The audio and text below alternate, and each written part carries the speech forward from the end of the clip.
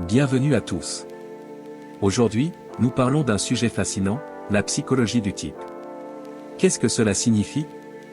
Le type, c'est une structure mentale, une manière prévisible de réagir face aux événements, aux autres et à soi-même.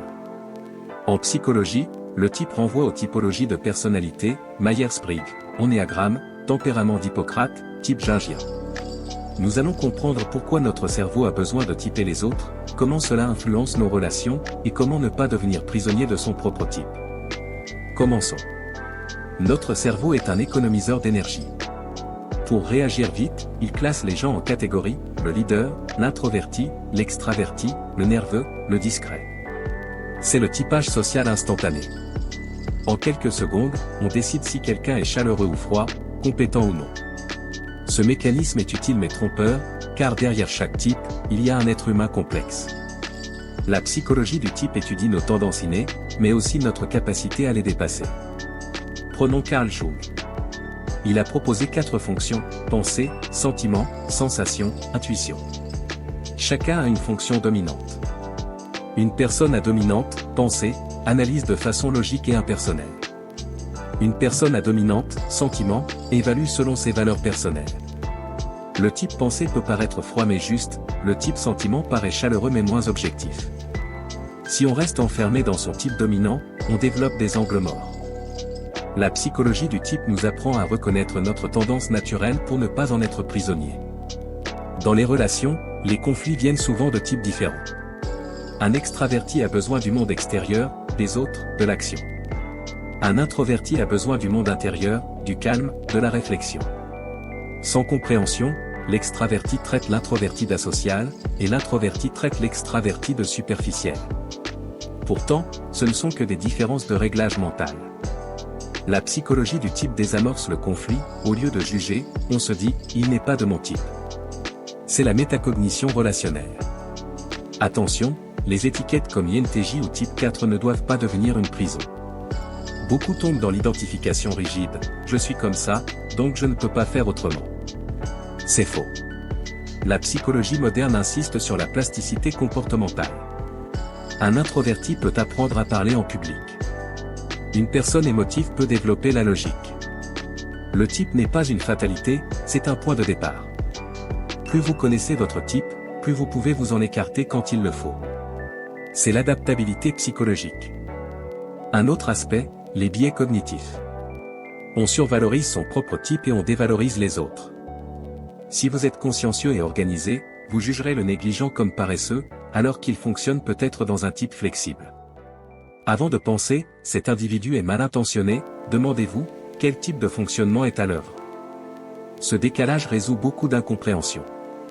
En entreprise, connaître les types permet d'assigner les bonnes tâches, un type prudent pour la relecture, un type audacieux pour les négociations. Un bon leader ne demande pas à un poisson de grimper aux arbres. En éducation, les étiquettes deviennent des prophéties autoréalisatrices. L'enfant à qui on dit qu'il est lent le croit. L'enfant créatif peut négliger la rigueur. Les enfants qui réussissent le mieux sont ceux qu'on encourage à développer des compétences contre-types. Le très rationnel a besoin d'empathie, le très émotionnel de logique. La psychologie du type mature ne dit pas « respectez votre nature à tout prix », mais « connaissez votre nature pour la dépasser ». Certains types peuvent être pathologiques, narcissiques, borderline, antisocial. Comprendre ce type aide à poser des limites claires plutôt que d'espérer un changement spontané.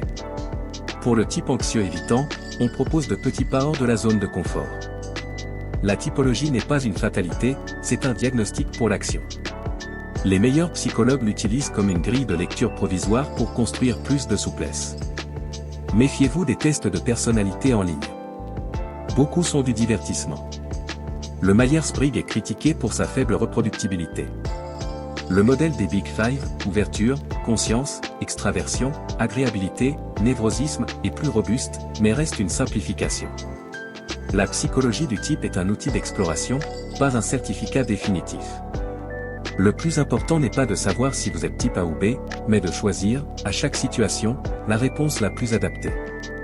Un parent en colère peut réagir comme un type empathique plutôt que punitif. La liberté psychologique, c'est d'avoir plusieurs types dans sa boîte à outils. Selon Jeffrey Young, notre type adulte est souvent une stratégie de compensation mise en place dans l'enfance. L'enfant de parents imprévisibles devient hyper contrôlant. L'enfant de parents exigeants devient perfectionniste ou opposant. L'enfant peu aimé devient dépendant affectif. Ces types sont des armures qui ont protégé l'enfant, mais elles deviennent des prisons pour l'adulte. La thérapie consiste à reconnaître ce type d'origine, comprendre pourquoi il s'est mis en place, puis le désamorcer pour laisser émerger un soi plus authentique. Cela demande du courage, mais c'est la clé d'une vie plus libre. Enfin, les groupes humains eux-mêmes ont des types culturels. Certaines cultures valorisent le type collectiviste, d'autres l'individualiste. Une personne spontanée dans une culture réservée va inhiber son type. Une personne discrète dans une culture expressive peut se sentir jugée. La psychologie du type nous enseigne l'humilité, notre manière d'être n'est ni universelle ni supérieure. On devient plus tolérant envers les autres et plus indulgent envers soi-même. Comment utiliser tout cela dès demain? Tenez un journal des tensions, chaque frustration, demandez-vous si c'est une différence de type. Observez vos réactions dans le stress, devenez-vous analytique, émotif, fuyant. Essayez la technique du rôle inversé, pendant 1 heure, agissez comme le type opposé. Lisez les typologies avec un œil critique. Parlez-en autour de vous. Et rappelez-vous, vous n'êtes pas votre type. Vous êtes l'être qui peut observer son type et choisir, à chaque instant, quelle part de lui-même incarner. C'est cela, la liberté psychologique. Merci d'avoir suivi cette exploration. Dites-moi en commentaire comment vous gérez les différences de type au quotidien. Abonnez-vous, activez la cloche, et prenez soin de vous. À très bientôt.